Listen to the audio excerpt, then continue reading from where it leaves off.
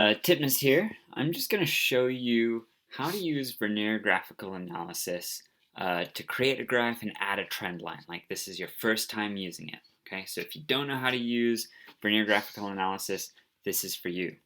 And when you open Vernier Graphical Analysis, I'm just going to call that VGA from now on. So when you open VGA, you should get this window. And what we're going to be doing today is just a manual entry. So you click manual entry, and we've got over here on the right side is where you can enter in your data, and on the left, that's where it's going to graph things. And you'll notice first of all that it just starts out X and Y. We're going to need to change those names. So we can click the three dots, and we're going to go to column options. And this column, I'm going to record position data. The units there will be in meters.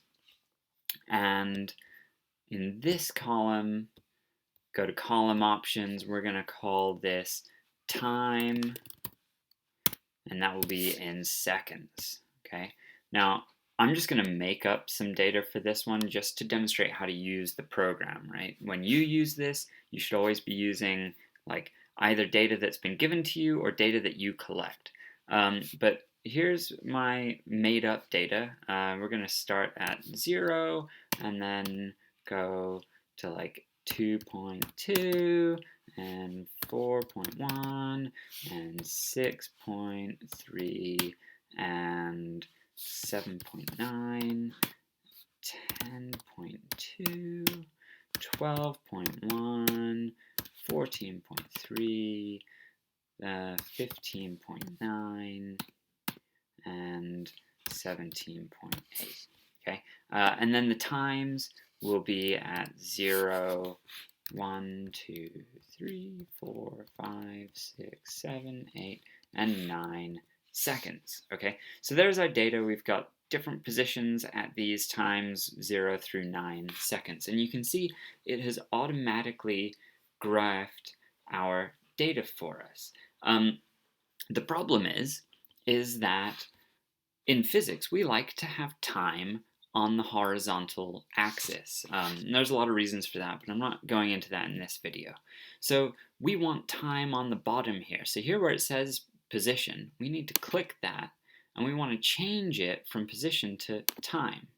Okay, so now we've got time on the bottom, but now it doesn't know what to do on the side. So here we need to click over here on the side and tell it which column to use here.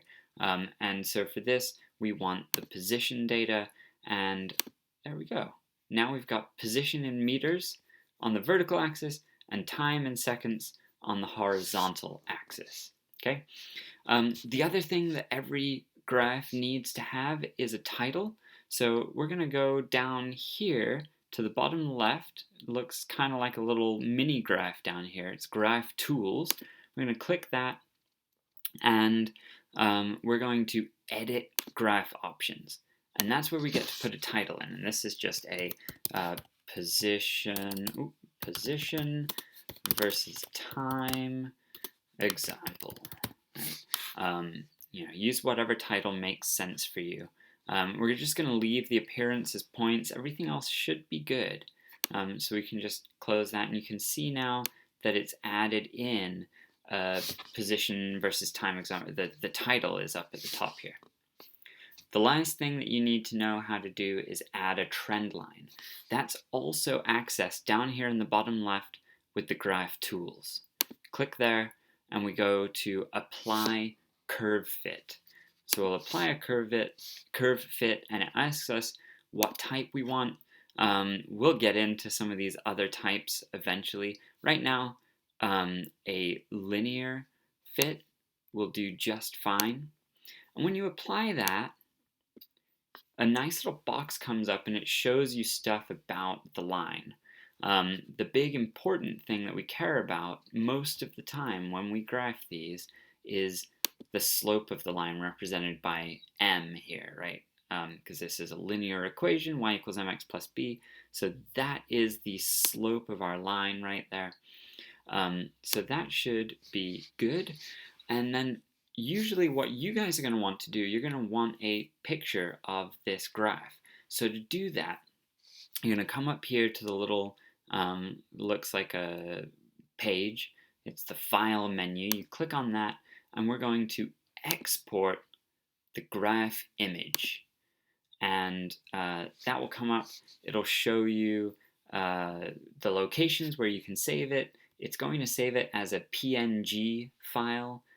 Rename it so that you know how to find it. Okay, so I'll name this example graph, and choose where to save it. This is going to look different for everybody, and you just go ahead and click save, and you should be done.